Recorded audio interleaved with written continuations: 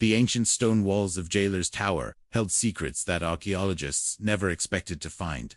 When Dr. Marcus Chen first descended into the forgotten chambers beneath what was once Rome's most notorious prison, he was searching for evidence of daily life in antiquity. What he discovered instead was proof that some of history's most desperate prisoners had developed the world's first systematic psychological defense mechanisms, techniques, so advanced they're still used in modern therapy today. Hidden beneath layers of dust and debris, carved into stone walls, and preserved in ancient papyrus fragments, was evidence of a sophisticated mental health system created by prisoners themselves. These weren't random scratches or desperate pleas for freedom. They were carefully designed psychological tools that helped captives maintain their sanity, preserve their identity, and even transform their trauma into strength. Modern psychologists are now studying these ancient techniques, and what they're finding is revolutionizing our understanding of human resilience. The prisoners of antiquity didn't just survive their captivity. They created the blueprint for psychological survival that has echoed through history and continues to save lives today. If you're fascinated by how ancient wisdom can transform modern understanding, make sure to subscribe and hit that notification bell, because the discoveries we're about to explore will change how you think about the human mind's incredible capacity for survival. The discovery in the Dark DR. Marcus Chen had been excavating Roman archaeological sites for over 15 years, but he'd never seen anything like what lay hidden beneath the ruins of the Mamertine prison in Rome. The prison, known in antiquity as the Tullianum, had held some of history's most famous captives, including Celtic chieftain Vercingetorix, and according to tradition, the apostles Peter and Paul. We expected to find the usual archaeological evidence: pottery fragments, coins, maybe some graffiti. Dr. Chen explains. What we found instead was an entire psychological ecosystem that prisoners had created to survive the most brutal conditions imaginable. The breakthrough came when the excavation team used ground-penetrating radar to map the prison's subterranean levels. The scans revealed hidden chambers that hadn't been accessed for over 1,000 years. When they finally broke through the sealed stone barriers, they discovered chambers filled with what appeared to be systematic markings, covering every available surface. But these weren't random scratches or desperate messages. Under careful analysis, the markings revealed complex patterns, mathematical sequences, and symbolic representations that suggested a sophisticated understanding of psychological principles. The prisoners had essentially created a manual for mental survival carved in stone. Dr. Sarah Brennan, a forensic archaeologist specializing in ancient inscriptions, was brought in to decode the mysterious markings. What we were looking at wasn't just graffiti, she says. It was evidence of the world's first documented psychological intervention system, created by prisoners for prisoners across multiple generations. Carbon dating of organic materials found in the chambers confirmed that the psychological systems had been in continuous use for over 300 years, from approximately 100 BCE to 200 CE. During this period, thousands of prisoners had contributed to and refined the techniques, creating an evolving system of mental health practices that predated modern psychology by nearly 2 millennia.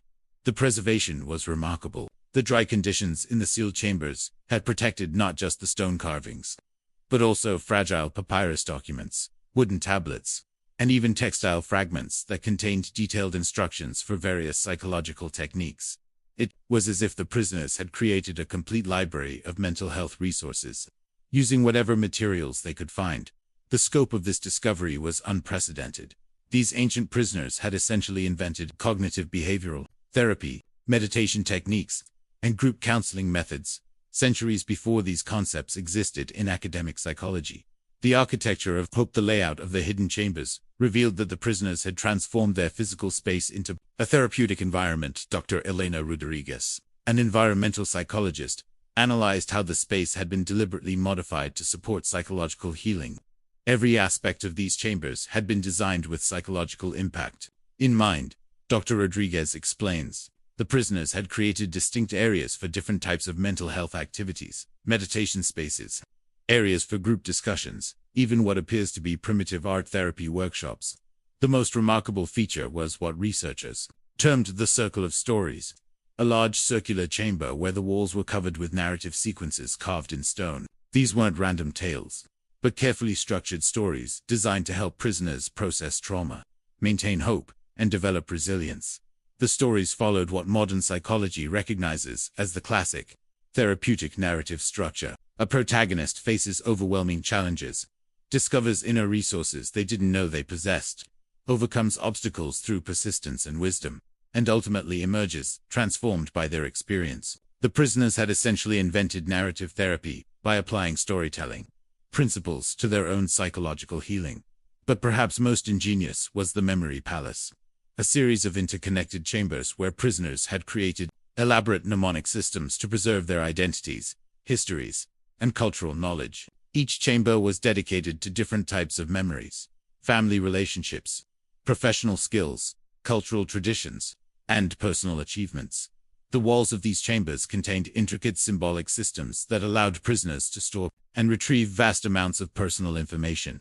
By walking through the chambers and following the symbolic sequences, prisoners could mentally reconstruct their entire lives outside the prison walls, maintaining their sense of self even under the most dehumanizing conditions. Dr. Rodriguez's team also discovered evidence of what they called empathy mapping, areas where prisoners had created detailed representations of other people's perspectives and emotions. These maps helped prisoners maintain their capacity for human connection and emotional intelligence, preventing the psychological isolation that typically accompanies long-term imprisonment. The sophistication of the spatial design suggested that some prisoners had significant architectural or engineering knowledge. The chambers were arranged to optimize natural light, airflow, and acoustic properties, creating an environment that supported psychological well-being. Despite being located in the depths of a brutal prison, the prisoners hadn't just adapted to their environment, they had completely reimagined it as a space for healing and growth. The language of Sir James Patterson, a specialist in ancient languages and communication systems, spent 2 years decoding the complex symbolic language that prisoners had developed to communicate psychological concepts. What he discovered was a sophisticated vocabulary of mental health terms that predated similar concepts in academic psychology by centuries. The prisoners had created specific symbols and terms for concepts like emotional regulation, cognitive reframing, and post-traumatic growth. Dr. Patterson explains, they had essentially developed a complete psychological lexicon using a combination of Latin, Greek, Celtic, and Germanic linguistic elements. The language system revealed that prisoners from different cultural backgrounds had collaborated to create a universal communication method for discussing psychological states and therapeutic techniques. This linguistic fusion suggested a remarkable level of cooperation and intellectual exchange among people who, under normal circumstances, might have been enemies. One of the most sophisticated aspects of the prison language was its emotional precision. The prisoners had developed over 200 distinct terms for different emotional states, allowing for incredibly nuanced discussions about psychological conditions. They had separate words for different types of sadness, various forms of anxiety, and multiple categories of hope and resilience. The linguistic analysis also revealed that the prisoners had created specific terminology for group psychological processes. They had words for collective trauma processing, shared resilience building, and communal identity preservation, concepts that wouldn't appear in academic literature until the late 20th century. Perhaps, most remarkably, the language included systematic methods for teaching psychological techniques to new prisoners. The linguistic structure contained built-in pedagogical elements that made it easy for experienced prisoners to transmit complex psychological knowledge to newcomers, ensuring that the therapeutic system could be passed down across generations. The prisoners had created not just a language, but a complete educational system for psychological survival. The master teacher's archaeological evidence revealed that the prison's psychological system had been developed and maintained by a series of remarkable individuals who had transformed their own suffering into wisdom for others. Dr. Patricia Williams, a historian specializing in ancient biographies, worked to identify these psychological pioneers through documentary evidence and forensic analysis. We found references to specific individuals who had become legendary among the prisoner population for their psychological insights and teaching abilities. Dr. Williams explains, these weren't just survivors, they were innovators who had discovered principles of mental health that we're still using today. One of the most significant figures was a Celtic druid, known in the inscriptions as Caratacus, the mind healer. Historical records suggest this may have been a reference to Caratacus, the British king who was captured by the Romans in 51 CE and held in the Mamertine prison. The archaeological evidence shows that this individual had developed sophisticated meditation techniques that combined Celtic spiritual practices with Greek philosophical principles. The inscriptions attributed to Karatakis described a system of mental exercises designed to maintain psychological flexibility under extreme stress. His techniques included what modern psychology would recognize as mindfulness meditation, cognitive restructuring, and exposure therapy. He had essentially developed a complete toolkit for psychological resilience, using only his own observations and experience. Another key figure was identified as Marcus, the memory keeper. Apparently a Roman senator who had been imprisoned for political reasons, Marcus had developed the memory palace techniques that allowed prisoners to preserve their identities and knowledge. His system was so sophisticated that it included methods for organizing abstract concepts, emotional memories, and sensory experiences in ways that made them easily retrievable even under psychological stress. The most remarkable individual was someone referred to only as the teacher, apparently a Greek philosopher, who had been imprisoned for challenging imperial authority. This person had developed group therapy techniques that allowed prisoners to support each other's psychological healing.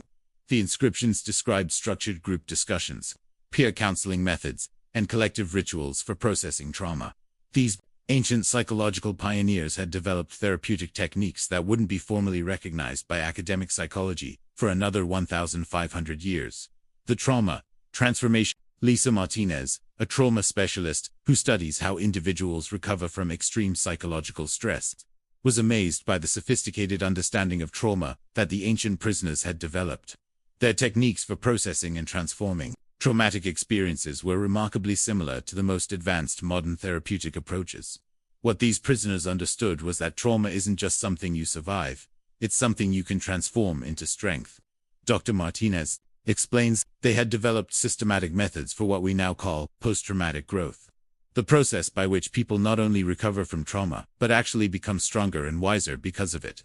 The prison walls contained detailed descriptions of what the prisoners called the journey through darkness, a structured process for confronting and processing traumatic memories. The journey involved multiple stages, each with specific techniques and support mechanisms, designed to help individuals move from victimhood to empowerment.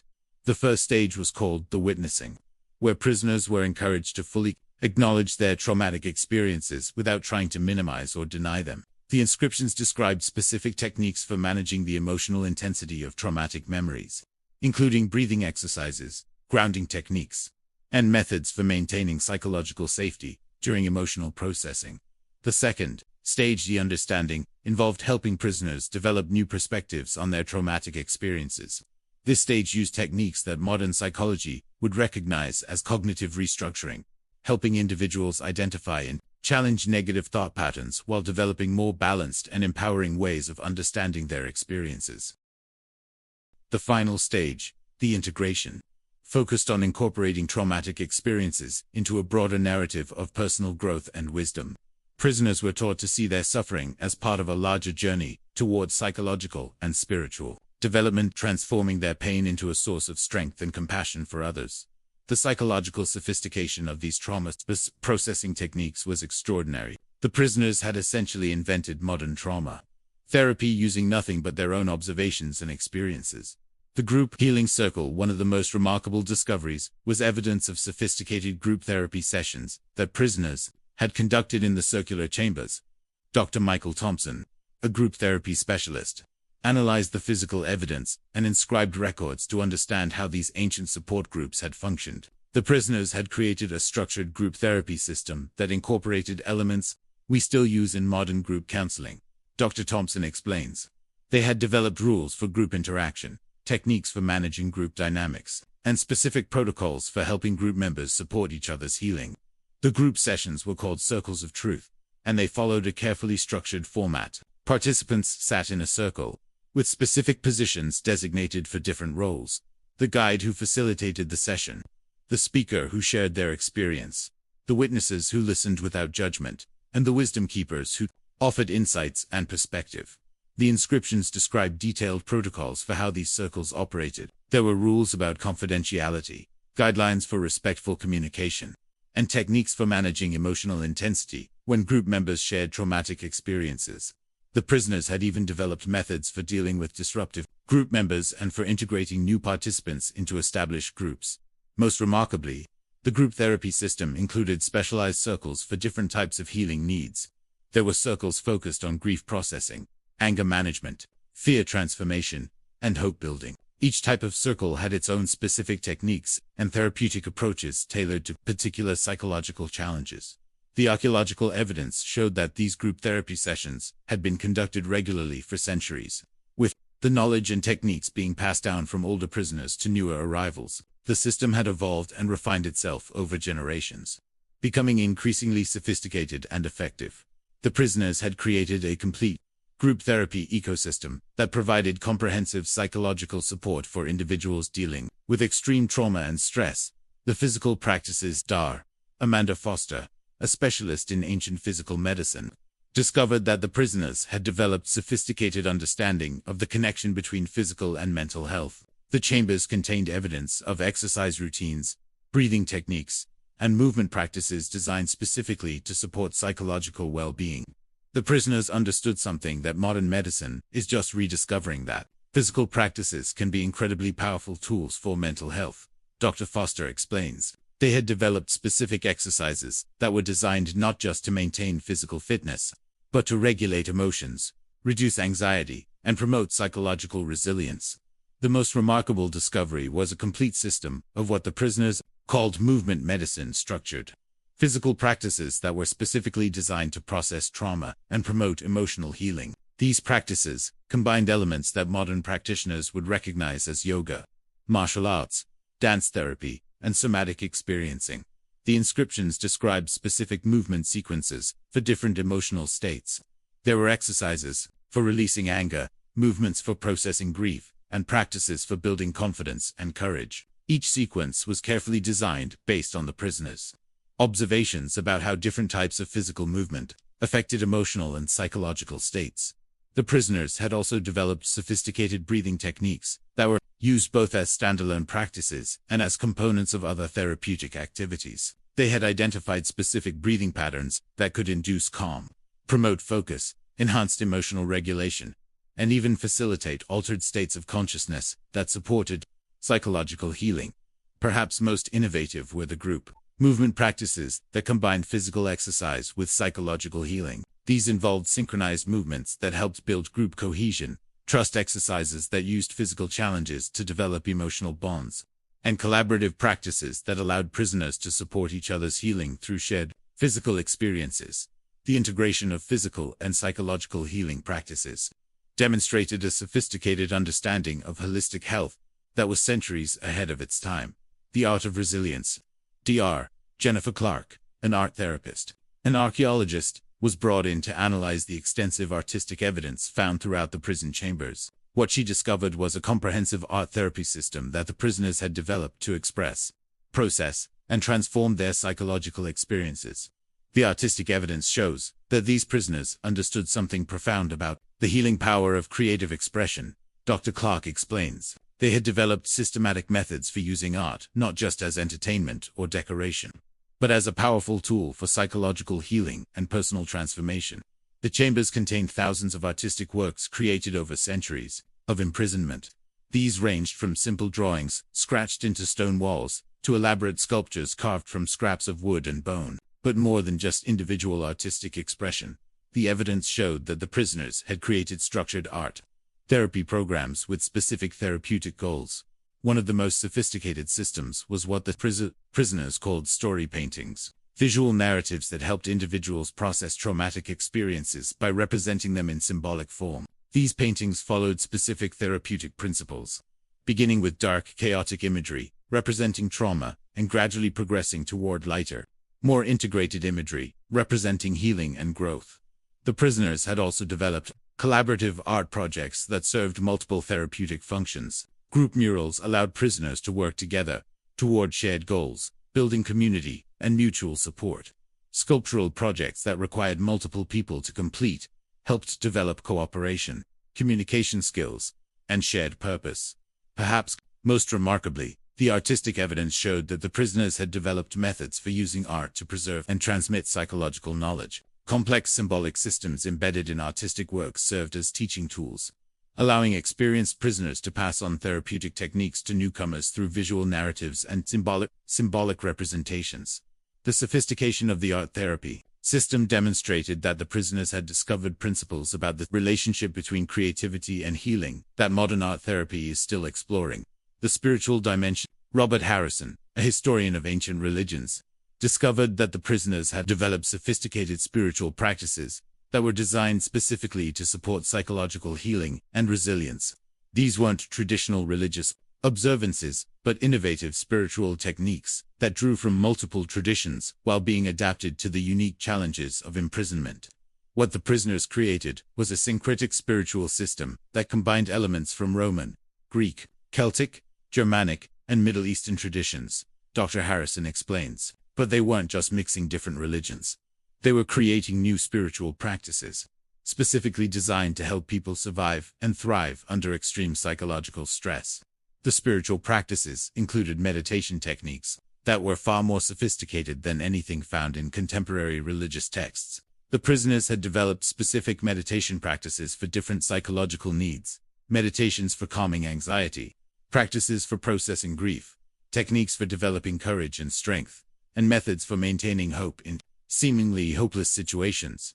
One of the most remarkable spiritual innovations was what the prisoners called the sacred story, a narrative framework that helped individuals understand their suffering as part of a larger, meaningful journey. This framework drew on mythological and religious stories from multiple traditions, but it was specifically designed to help prisoners find meaning and purpose in their experiences of captivity and trauma. The prisoners had also developed sophisticated ritual practices that served multiple psychological functions. Purification rituals helped individuals release guilt and shame. Strength rituals helped build confidence and courage. Community rituals strengthened bonds between prisoners and reinforced their shared commitment to survival and healing. Perhaps most innovative were the transformation ceremonies, elaborate ritual processes that helped individuals mark significant stages in their psychological healing journey. These ceremonies provided formal recognition of personal growth, community support for continued healing, and symbolic representation of the individual's evolution from victim to survivor to healer. The spiritual practices demonstrated that the prisoners understood the profound connection between meaning, purpose, and psychological resilience.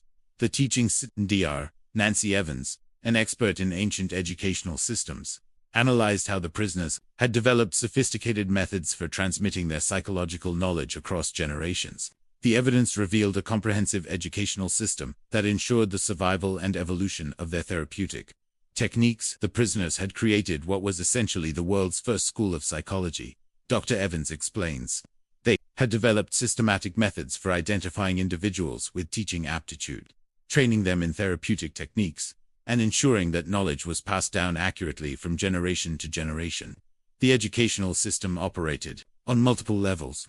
New prisoners received basic orientation that introduced them to fundamental psychological concepts and survival techniques. Those who showed aptitude and interest could advance to more sophisticated levels of training, eventually becoming teachers and healers themselves. The inscriptions revealed detailed curricula for different aspects of psychological training. There were systematic courses in emotional regulation, trauma processing, group facilitation, art therapy, movement medicine, and spiritual practices. Each course had specific learning objectives, practical exercises, and assessment methods to ensure that students had mastered the material. Perhaps most remarkably, the educational system included what modern pedagogy would recognize as teacher training programs. Experienced prisoners who had demonstrated healing abilities were trained in educational techniques that helped them become more effective teachers and mentors for newcomers.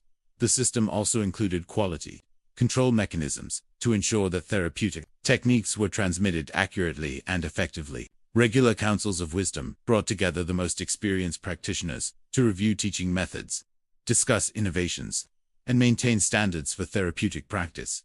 The educational system ensured that the prisoners' psychological innovations could survive and evolve across centuries, creating a living tradition of healing knowledge. The scientific method. Dr. Thomas Wright, a historian of science, made one of the most astounding discoveries when he realized that the prisoners had developed systematic methods for testing and refining their psychological techniques. They had essentially invented the scientific method in the context of psychological healing. conducting careful observations and experiments to determine which approaches were most effective. The prisoners were conducting what we would now recognize as clinical research, Dr. Wright explains. They were systematically testing different therapeutic techniques, carefully documenting outcomes, and refining their methods based on empirical evidence. The evidence showed that the prisoners had developed standardized methods for assessing psychological states and measuring therapeutic progress. They had created assessment tools that evaluated emotional regulation, trauma symptoms, social functioning, and overall well-being. These assessments were used both to identify individuals who needed specific types of help and to measure the effectiveness of different therapeutic interventions. The prisoners had also developed what modern research would recognize as control groups in comparison studies. They would test new therapeutic techniques on small groups of volunteers while comparing their progress to individuals receiving established treatments. This allowed them to determine which approaches were most effective and to identify which individuals were most likely to benefit from specific types of interventions. Perhaps most sophisticated was their understanding of what modern psychology calls evidence-based practice. The prisoners had developed systematic methods for collecting and analyzing outcome data, identifying the most effective therapeutic techniques, and continuously improving their methods based on empirical evidence. The research system included detailed record-keeping that tracked individual progress over time, identified patterns in therapeutic outcomes, and documented the development and refinement of treatment techniques. This created a vast database of psychological knowledge that informed their therapeutic practices and educational programs. That the prisoners had essentially invented evidence-based psychology, using systematic observation and experimentation to develop and refine therapeutic techniques based on empirical outcomes. The network of prisons' archaeological evidence from other Roman prison sites has revealed that the psychological system developed at the Mamertine prison wasn't unique. Dr. Catherine Lopez, who coordinates international prison archaeology projects, has discovered similar therapeutic systems at prison sites across the Roman Empire. What we're looking at isn't just one remarkable prison. It's evidence of a network of institutions where prisoners were developing and sharing sophisticated psychological healing techniques. Dr. Lopez explains. The system had spread throughout the Roman world, adapted to local conditions while maintaining core therapeutic principles. Excavations at prison sites in Gaul, Britain, Spain, and North Africa have revealed similar chamber systems, artistic evidence, and inscribed therapeutic techniques. But each site also showed unique innovations and adaptations, suggesting that the psychological system was continuously evolving as it spread to different cultural contexts. Chemical analysis of materials found at different prison sites has revealed evidence of communication networks between prisons. Similar ink compositions, shared artistic motifs, and identical symbolic systems suggest that prisoners were somehow managing to communicate and share knowledge across vast distances. The network appears to have operated through various mechanisms, transferred prisoners who carried knowledge from one site to another, guards who might have facilitated communication, and possibly even deliberate exchanges of information between different prison communities.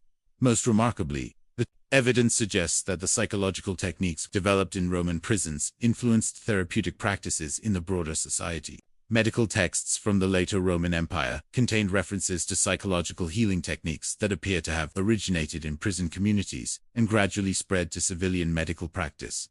The prisoners had created not just local healing communities, but an international network for sharing and developing psychological knowledge. The legacy revealed. Helen Zhang, a psychologist who specializes in the history of psychological practice, has been studying how the ancient prisoners' techniques influenced the development of modern therapy. Her research has revealed connections between ancient prison practices and contemporary psychological interventions that are nothing short of extraordinary. When we compare the techniques developed by these ancient prisoners to modern therapeutic approaches, the similarities are remarkable.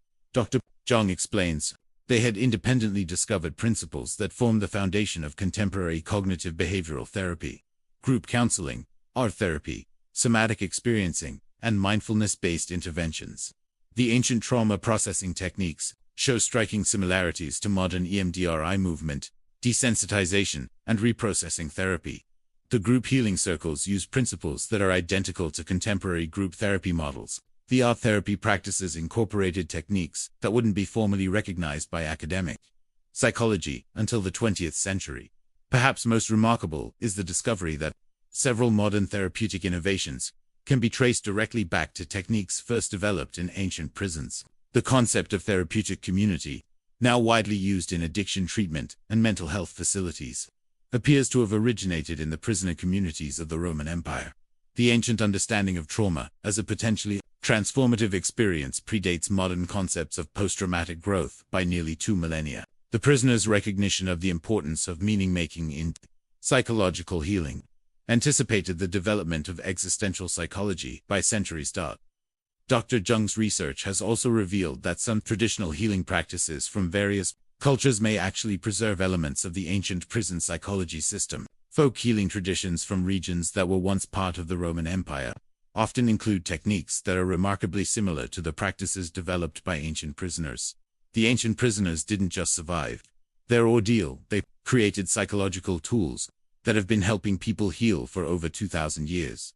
The modern revolution, the discovery of the ancient psychological system, has revolutionized contemporary therapeutic practice. Dr. Maria Santos, director of the International Institute for Historical Psychology, has been leading efforts to study and adapt ancient techniques for modern clinical use. We're not just looking at these ancient techniques as historical curiosities, Dr. Santos explains. We're actively researching how these time-tested methods can enhance and improve contemporary psychological treatment. Clinical trials are currently underway, testing adapted versions of ancient techniques in modern therapeutic settings. Preliminary results suggest that incorporating elements of the ancient system can significantly improve treatment outcomes for trauma survivors, individuals with anxiety and depression, and people dealing with various forms of psychological distress. The ancient group therapy techniques have been particularly successful when adapted for modern use. Treatment centers around the world are implementing modified versions of the circles of truth and reporting remarkable improvements in group cohesion, peer support, and therapeutic outcomes. The movement medicine practices developed by ancient prisoners are being integrated into modern somatic therapy approaches. The combination of specific movements with psychological processing appears to accelerate healing and improve emotional regulation in ways that traditional talk therapy alone cannot achieve. Perhaps most significant is the ancient understanding of community-based healing. Modern treatment facilities are redesigning their programs to incorporate the ancient emphasis on peer support, shared wisdom, and collective healing that made the prison communities so effective. The ancient prisoners have become teachers for modern therapists, showing us that some of our most innovative therapeutic approaches are actually rediscoveries of ancient wisdom. The scientific validation. David Kim, a neuroscientist specializing in the brain mechanisms of psychological healing, has been using modern brain imaging technology to understand why the ancient techniques were so effective. His research has provided scientific validation for therapeutic approaches that were developed through pure observation and experimentation over 2,000 years ago. When we examine the brains of people using adapted versions of the ancient techniques, we can see exactly why these methods are so powerful. Dr. Kim explains. The ancient prisoners had somehow discovered therapeutic approaches that optimally activate the brain's natural healing mechanisms. Brain imaging studies show that the ancient meditation techniques produce specific patterns of neural activity that promote emotional regulation and stress resilience. The techniques appear to strengthen neural pathways associated with emotional control, while reducing activity in brain regions associated with anxiety and trauma responses. The group therapy techniques developed by ancient prisoners produce measurable changes in brain areas associated with social connection and empathy. Participants in adapted ancient group therapy show increased activity in neural networks that support compassion, cooperation, and emotional attunement with others. Perhaps most remarkably, the ancient trauma processing techniques appear to facilitate neuroplasticity, the brain's ability to reorganize and develop new neural connections. This suggests that the ancient prisoners had discovered methods for literally rewiring the brain to promote psychological healing and resilience. The art therapy practices developed in ancient prisons activate multiple brain networks simultaneously, integrating emotional processing, creative expression, and meaning-making in ways that appear to accelerate psychological healing. The ancient prisoners had somehow discovered that combining different types of brain activity could enhance therapeutic outcomes. Modern neuroscience has confirmed that the ancient prisoners had discovered therapeutic techniques that work at the deepest levels of brain function. The global impact of the revelation of the ancient psychological system has had profound implications for mental health treatment worldwide. Dr. Janet Miller, who coordinates international mental health initiatives, has been working to make these discoveries accessible to practitioners and communities around the globe. The ancient prisoners created therapeutic techniques that don't require expensive equipment, extensive training, or sophisticated facilities. Dr. Miller explains. These are methods that can be adapted and used by communities anywhere in the world, regardless of their resources or circumstances. The techniques are being particularly valuable in refugee communities, disaster response situations, and areas with limited mental health infrastructure. The ancient emphasis on peer support and community-based healing makes these approaches especially suitable for contexts where professional therapists may not be available. International aid organizations are training community leaders in adapted versions of the ancient techniques, creating networks of peer counselors who can provide psychological support using methods that have been proven effective across cultures and centuries.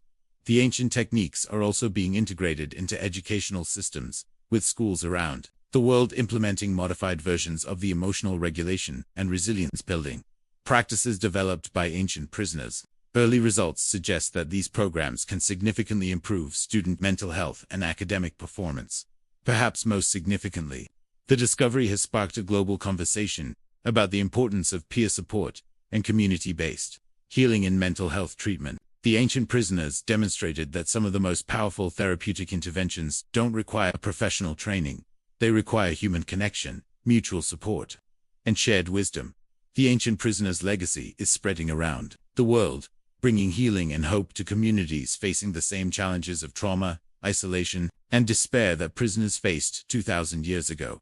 The continuing discovery archaeological work at ancient prison sites continues to reveal new aspects of the psychological system developed by ancient prisoners.